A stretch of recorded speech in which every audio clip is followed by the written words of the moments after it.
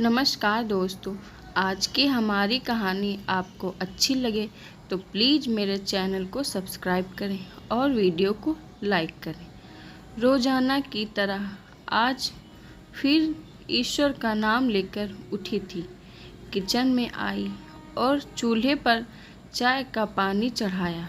फिर बच्चों को नींद से जगाया ताकि वे स्कूल के लिए तैयार हो सकें। कुछ ही पलों में वो अपने सास ससुर को चाय देकर आई। फिर बच्चों का नाश्ता तैयार किया और इस बीच उसने बच्चों को ड्रेस भी पहनाई।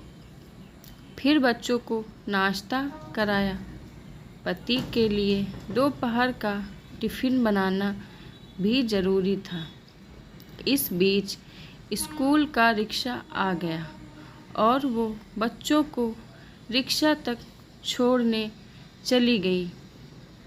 वापस आकर पति का टिफ़िन बनाया और फिर मेज से जूठे बर्तन इकट्ठा किए। इस बीच पतिदेव की आवाज़ आई कि मेरे कपड़े निकाल दो। उनको ऑफिस जाने के लिए कपड़े निकाल कर दे दिए।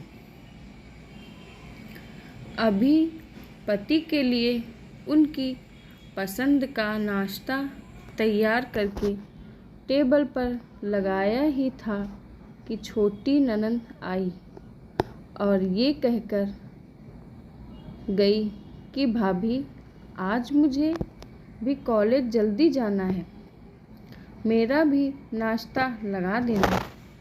तभी देवर की भी आवाज़ आई कि भाभी, नाश्ता तैयार हो गया क्या? अभी लीजिए, नाश्ता तैयार है। पति और देवर ने नाश्ता किया और अखबार पढ़कर अपने अपने ऑफिस के लिए निकल गए। उसने मेज से खाली बर्तन समेटे और सास ससुर के लिए उसका परहेज का नाश्ता तैयार करने लगी। दोनों को नाश्ता कराने के बाद फिर बर्तन इकट्ठा किए और उनको भी किचन में लाकर धोने लगी। इस बीच सफाई वाली भी आ गई थी। उसने बर्तन का काम सफाई वाली को सौंपकर खुद बेड की चादरें वगैरह इकट्ठा करने पहुंच गई और फिर सफाई वाली के साथ मिलकर सफाई में जुट गई। अब तक 11 बज चुके थे। अभी वो पूरी तरह काम समेट भी न पाई थी कि कॉल बेल बजी। दरवाज़ा खोला तो सामने बड़ी ननद और उसके पति व बच्चे सामने खड़े थे। उसने खुशी खुशी सभी को आदर के साथ घर में बुलाया और उनसे बातें करते करते उनके आने से हुई खुशी का इजहार करती रही।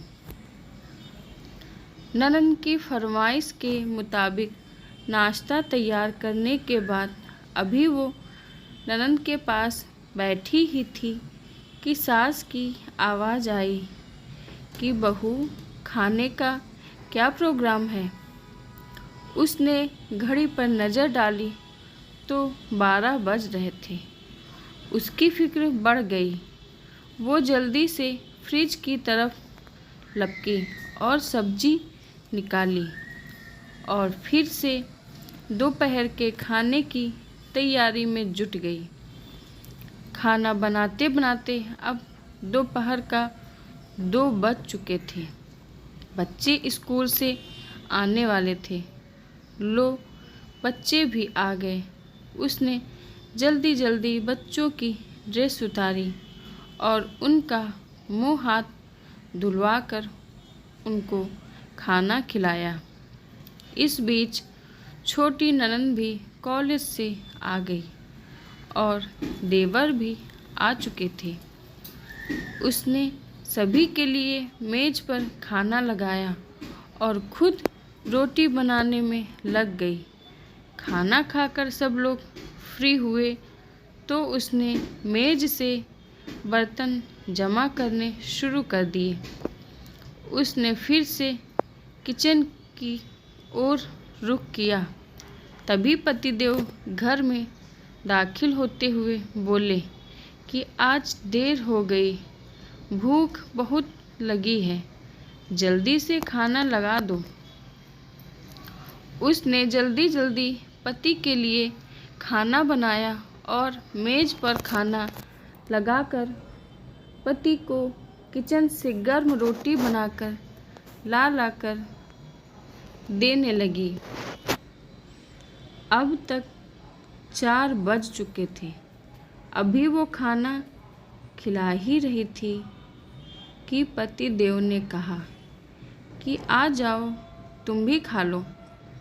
उसने हैरत से पति की तरफ देखा तो उसे ख्याल आया कि आज मैंने सुबह से कुछ खाया ही नहीं। इस ख्याल के आते ही वो पति के साथ खाना खाने बैठ गई। अभी पहला निवाला उसने मुंह में डाला ही था कि आँख से आंसू निकल आए। पति देव ने उसके आंसू देखे तो फौरन पूछा कि तुम क्यों रो रही हो। वो खामोश रही और सोचने लगी कि इन्हें कैसे बताऊं कि ससुराल में कितनी मेहनत के बाद ये रोटी का निवाला नसीब होता है और लोग इसे मुफ्त की रोटी कहते हैं। सभी गृहिणियों को सादर समर्पित है ये आज की हमारी कहानी। तो आप सभी को दोस्तों हमारी ये कहानी कैसे लगी? अगर आप सभी को हमारी कहानी अच्छी लगी हो तो प्लीज़ मेरे चैनल को सब्सक्राइब करें और वीडियो को लाइक करें।